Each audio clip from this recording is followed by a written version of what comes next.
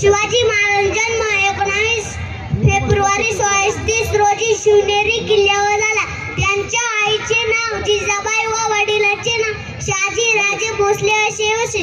शिवाजी महाराजांनी वयाच्या 15व्या वर्षी स्वराज्य स्थापनेची प्रतिज्ञा घेतली.